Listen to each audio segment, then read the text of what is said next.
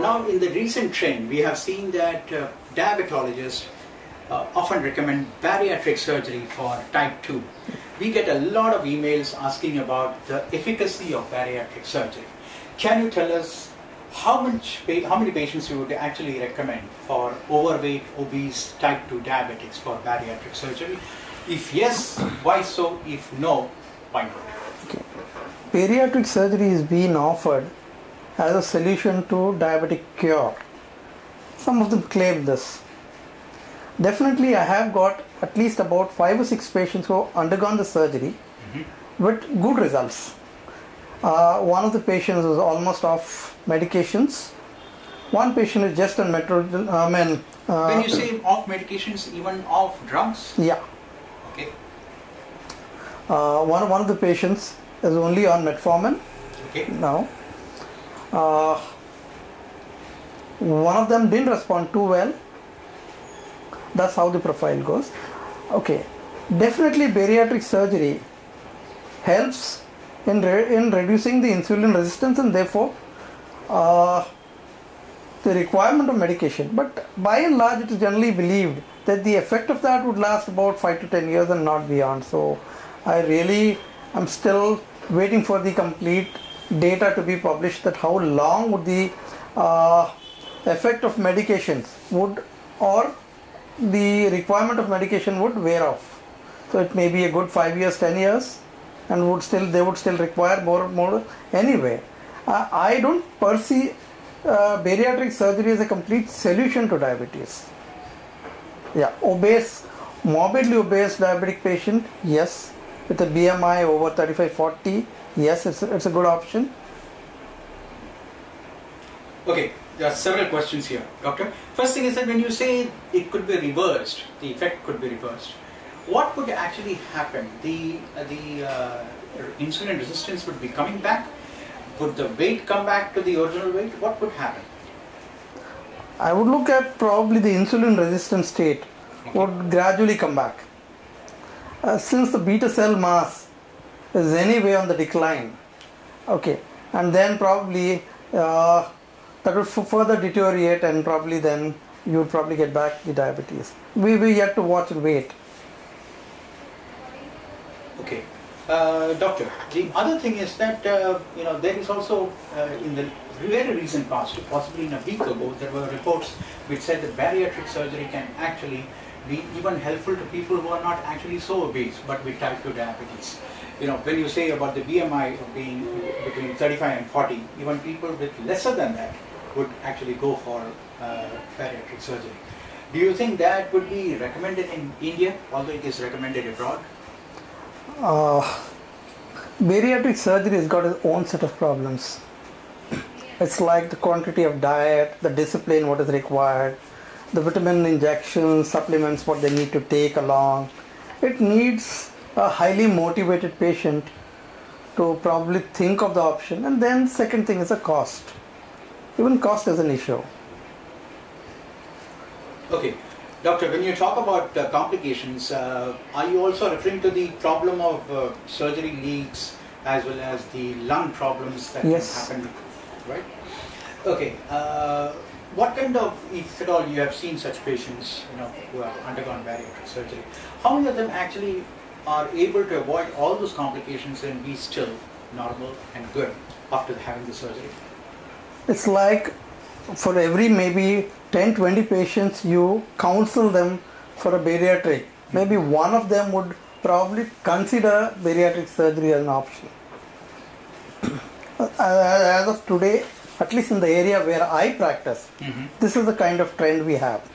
I think more awareness would be required to spread this. Okay, bariatric surgery can offer a good solution to especially morbidly obese diabetic patients with a bad diabetic control. But there is also a need for good diet control as well as discipline in your... Yeah, discipline is very much required, plus a proper follow-up, nutritional support, dietary support. Okay. Now let's go to the next issue of diabetes, which is on another very alarming state there. That is about gestational diabetes. We get a lot of emails on pregnant women who get diabetes during pregnancy.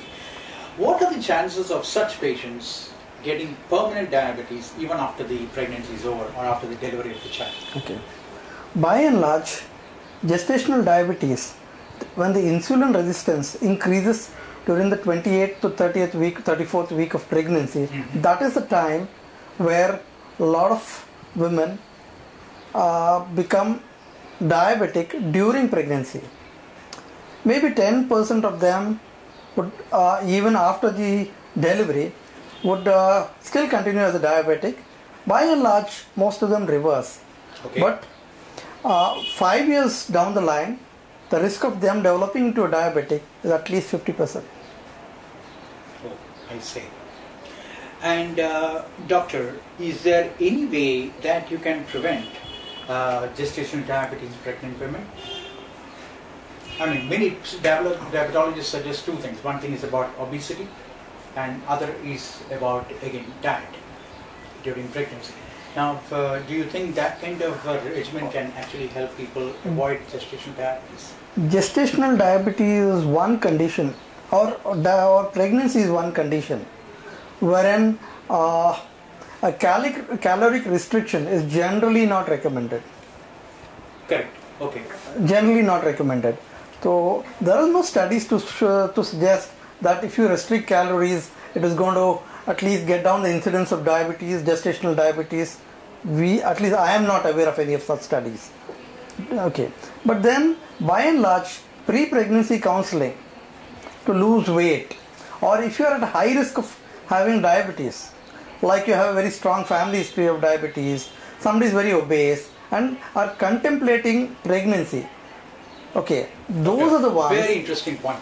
You know, till now we have heard from diabetologists that it's always the obese women who usually get gestational diabetes. But do you think that the risk also increases because of their family history of diabetes? Yes. A strong family history of diabetes, obesity running in the family, a history of previous miscarriage or previous diabetes. The moment you lose weight and get your insulin resistance down, then the chances of getting the diabetes during pregnancy would definitely come down. Doctor, we also have an email which talks about the role of contraceptive tablets. Do you think that also contributes to the diabetes, the contracting of diabetes during pregnancy? Yes, it can contribute by increasing insulin resistance, basically. Okay. So that actually is very bad news for that particular person. Okay, doctor, what about this thinking that, you know, if you control blood pressure, you control blood sugar, and you control your lipids, most of the related diabetic complications can be prevented. Do you belong to that school, or you belong, say, that whatever it is, even if you are strict and controlled, still you will get these problems after 15 years of diabetes? HbA1c reduction. And what's your magic figure for that? 6.5? It actually depends. It is an individualized figure. Okay. If the patient is young, healthy, has a very disciplined lifestyle, the lower is better. Okay. Okay. Now, if I have a diabetic patient, say around 65 to 70 years of age, I would not trade off microvascular complications versus hypoglycemic risk. Okay. Okay. So basically an individual target. If the patient is young, disciplined, in order for him to prevent microvascular complications, then a lower sugars, low blood sugar values, or a lower HbA1c between the range of around 6 to 6.5 would be excellent. But if he has episodes of hypoglycemia, then probably I'll set his target a little higher. And what would be your postprandial blood sugar, or even the blood sugar that you would insist on for fasting for such patients? For which patient? Which class of For patient? people who are more younger prone to patients? hypoglycemic episodes? Hypoglycemic episodes. Then it depends on the medication what he's taking.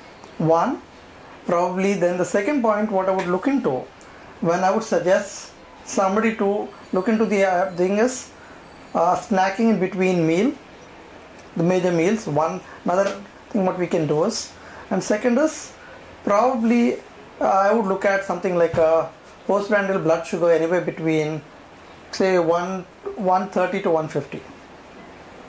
You're a very practical doctor. I have got diabetologists who said that even for people who have hypoglycemic episodes, they would insist on 100 to be the round figure anytime. Let it be postprandial, let it be fasting, let it be middle of the night, anytime. It should not go beyond 100, neither less or no more. You think that's too impractical? It's too impractical for a city like Bombay, wherein most of them, you know how the lifestyle over here is. They have to travel so much of distance, they have no control of what time they're going to come back, no time on the meals. It's a very, very disciplined, it's an ideal situation where you can have that, but everybody doesn't live in an ideal world. So being practical, I think it makes more sense to have a postprandial blood sugar of anywhere between 120 and 150 would be good enough. Fine. Okay, doctor, do you also think that hypoglycemia could be a result of too much of treatment, over treatment of diabetes? Yeah, it is. Hypoglycemia, I believe, is doctor given. Hyperglycemia is patient given or he acquires it. But then hypoglycemia is at least doctor given. Correct. Yes. Doctor, we also get emails from type 2 diabetics who say that you have the same food, okay, and you have the same kind of exercises every day. Still, your intake of insulin has to change because it will never be constant. Right. Now, why does that happen and how do you avoid problems? Okay. It's not just about hypo, it's also about avoiding hyperglycemia. Yeah. Now, basically what happens is absorption variability between insulin at the same site at different levels. It is different. So the coefficient of variation is there in the insulin. So insulin itself can also be a factor. So the newer insulin, what they claim to have lesser variability, and that is where they have a slight advantage over the conventional insulins. That is short time effect. Yeah. Okay. And doctor, what about, there is a young boy from Nagpur, he has sent us a mail which says that there is a typical problem that you can never control your exercise. Today you may play cricket, tomorrow you may not play cricket. Day after tomorrow you may play football, and the day after that you may not play at all. At the same time, every day morning you don't have poha. You might have idli, you may have shira, you may have anything of that kind. So how do you actually titrate your blood sugar? Is it, it becomes very necessary to check your blood sugar 4 times a day to avoid hypo or hyperglycemia in that situation. What do you suggest? If the best solution, if somebody is going to a lot of hypos and hyperglycemia, is an insulin pump. Okay, there you can control your blood sugars by having a caloric counting done, and then take accordingly. Okay. Now, like as regards to his exercise pattern, I would suggest that he snacks just before his exercise, so that he doesn't go into hypo. If he's a well-controlled diabetic, if he intends to say play cricket or some game which is for a longer duration, then probably he can snack and then play.